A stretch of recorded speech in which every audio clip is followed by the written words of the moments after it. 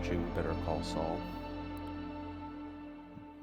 My biggest inspirations as a kid, like in high school, was pretty ununique.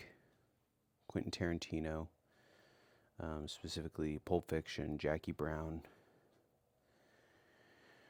were really influential to me because I really am drawn to very slow, dry, thoughtful pacing. And I really like dialogue, and I really like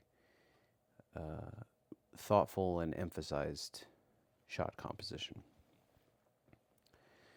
And then a little show called Breaking Bad came along, and maybe unsurprisingly became easily my favorite show of all time.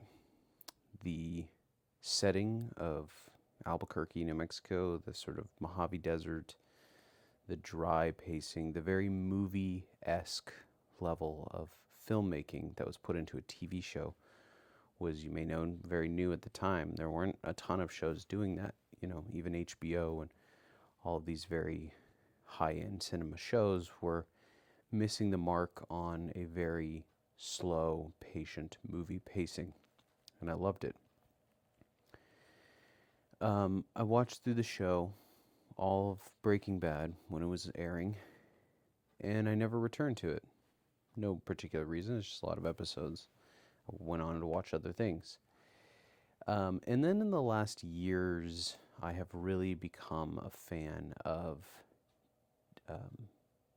David Cross and Bob Odenkirk through their TV show Mr. Show and their Netflix special Dave and Bob, or Bob and Dave.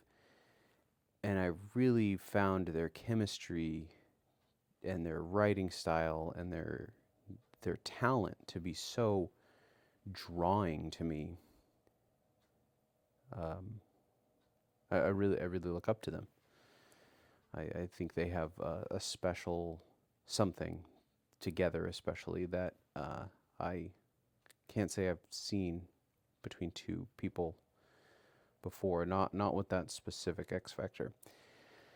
Recently, I started watching David Cross's stand-up comedy and started watching a few episodes. Well, I have watched in the past Arrested Development, and so I just started watching his work again and really appreciating how talented David Cross is as a person. I really like his stand-up. I think he's a very intelligent person and a huge talent. And that led me back to my interest in Dave and Bob together. And I started watching lots of behind-the-scenes content of Mr. Show, lots of behind-the-scenes content of Bob and David. I've watched, some of their podcasts they've done together. And I'm in deep anticipation for an upcoming project that they're doing together, which is a documentary where they both hiked Machu Picchu. And they're doing a documentary about it. I don't really know anything else about the project. It's, I think it'll be at Sundance in June. And who knows when I'll ever get the opportunity to see it.